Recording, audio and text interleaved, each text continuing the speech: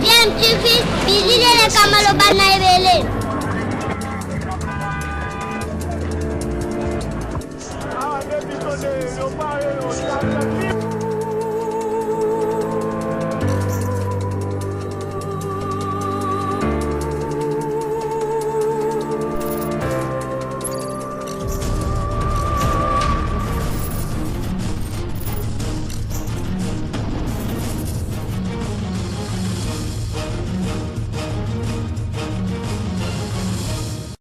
Tu veux toujours un enfant.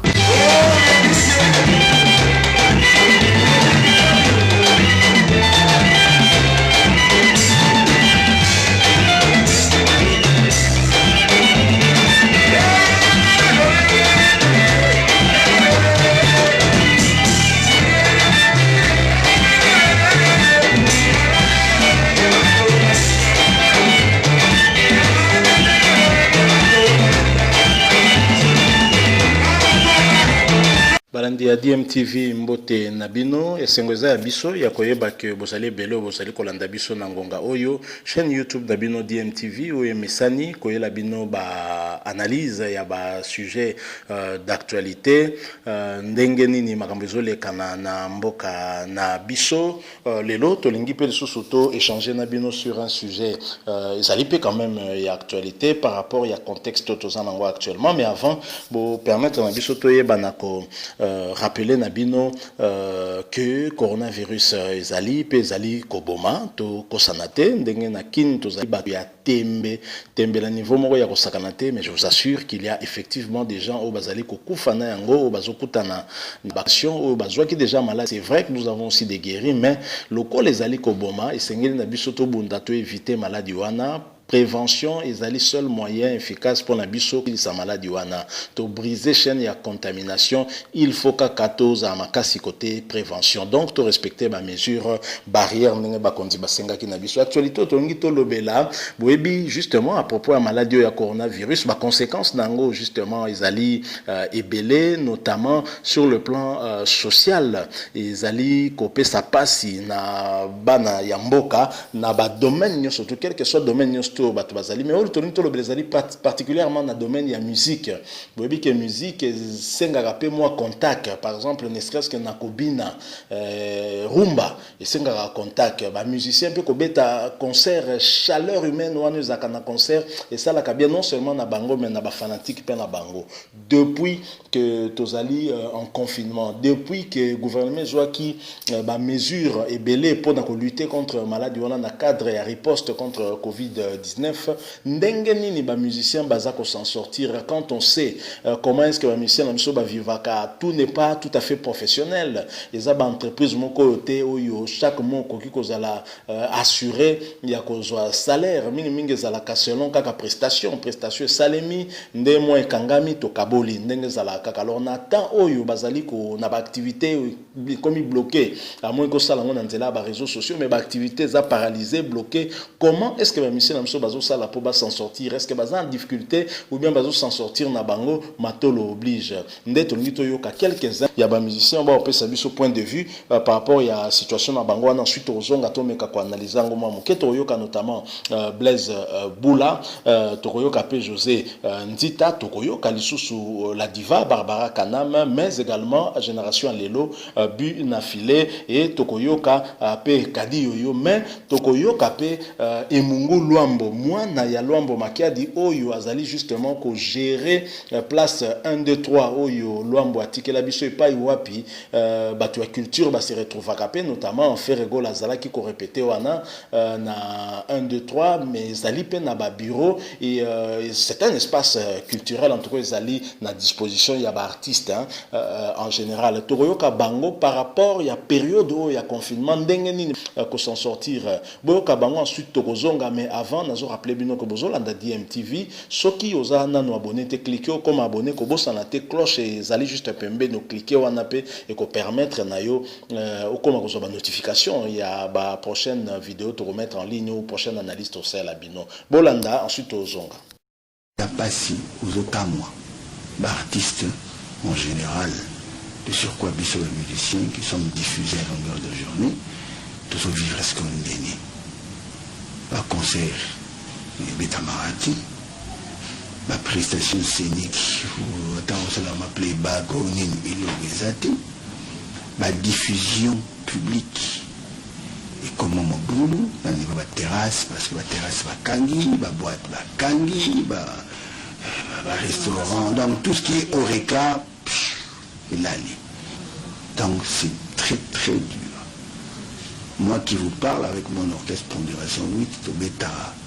du soupinate. Si on a Covid, donc au bêta raté,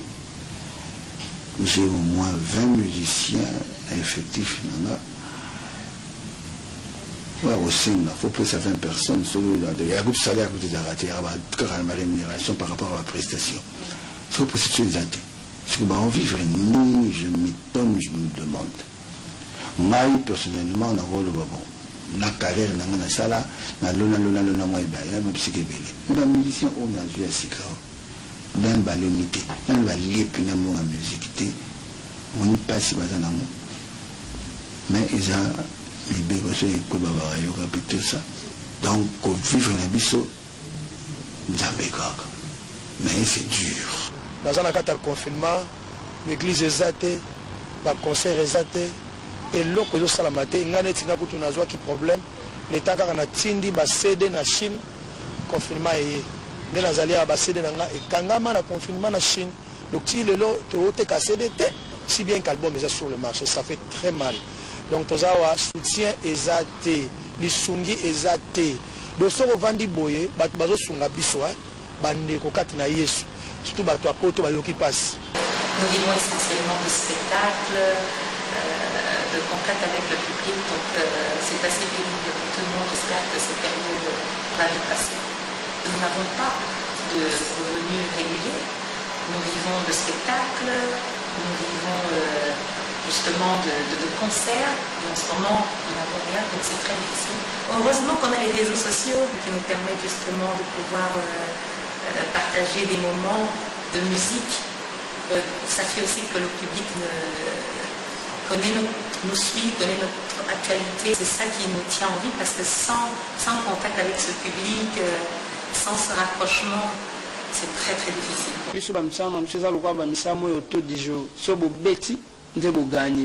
Normalement, salaire est dans la musique à Congo, mais habiter dans l'orchestre, l'orchestre a un salaire chaque fin de mois à la rate. Ils ont un petit concert. Tout Kaboul. Parce que tu as concerté, il faut foutre un coup. La place, tu répètes, tu fous la langue par mois. Nous sommes dans l'activité, nous sommes bloqués. En tout cas, tu vivre dans des conditions misérables. Tu habites sur ton soukara, tu n'as pas de mais le rôle est là, il y a tout ça, tout ça, chouette. Non, bon, grâce à Maïel et à Kolo Nango, à Salango, à créer un compartiment belé, donc ils ont une salle, ils ont un bureau, donc à travers les bureaux, ils ont confiné, les avocats travaillent, les sociétés qui ont travaillé pour fonctionner, donc grâce à ça, on a une petite retournée, quoi, c'est-à-dire que, mais au niveau activité culturelle, c'est vrai que retournée. Bon, c'est Mibi Kwamboka, Babito Fan, Datos et Datozo, c'est là. 10 jours, bon, le Bakenon va déconfiner après l'activité zonite. Biso to aba musicien to vivra soki tozobeta musique bandako abatu tozofuta bana malgré bazotanga te baliaka toza na pasi makasi ya liboso il faut ko tosana no mibeko o mokonzi ya mboka lobi mpona maladi eza mopepe koleka nango mpo eye mpona libela te eza mpona kaka kongo na biso te eza partout fo bato barespecte mibeko ya mboka o mokonzi alobi mpona nini mpona komibatela mpona bolamu na ngai ya yo mpe ya motu mosusu ifo tolanda mibeko. Je crois que Bolandi, attentivement, musicien, nenge balobi, en tout cas, ils appellent tout ba mbela na bango, oyo bakoki ko pesa tant sous na ba décideur par rapport à ba difficulté au bazai ko kuta nango na période oyo particulière, il y a maladie oyo ya coronavirus avec ba conséquences oyo memi notamment confinement, absence ya ba activité na bango ba sala ka o ezali ko sala ki yango ndezaka génératrice hein, ya ba recette hein, permettant na bango ba koka ko survivre. Donc Bolandi Blaise Bolandenga lobby, en tout cas c'est dur. Les a vraiment pas si Barbara Kanam, la diva, a abordé dans le même sens et a apprécié particulièrement, malgré jeune âge, musicien bien affilé, à reconnaître que y dans l'orchestre, par exemple, salaire est à la kate, donc bundanakaka kasoineti ba beti nde bakoyiko se partager bambongo wana. J'ai apprécié vraiment honnêteté naïe parce que même dans l'orchestre miné ne saranango bongo, mais mingi okaka kate tozwaka ntsukangonda tozwaka kofuta et à la racheter il faut kotaka régulièrement ils a ba matoloté parce que là c'est vraiment de l'informel, c'est de la charité en fait au bozali kosenga tolandi lisusu José Ntita côté ba chrétien ou baza ko bika na période au kaka peut-être na charité katoloba moi ba chrétien mususu akoyiko sunga asungi pe lisusu tolandi moi na ya Luambo et Mungu Luambo ye bango bazali quand même moi ko s'en sortir par immeuble oyo papa na ya tikela bango ezali kaka pona culture te il y a des bureaux où ils sont occupés par activité mususu zenango se poursuivre normalement notamment ba bureau neti ya ba avocat tolandi kadi yoyo aleli ndenge kaka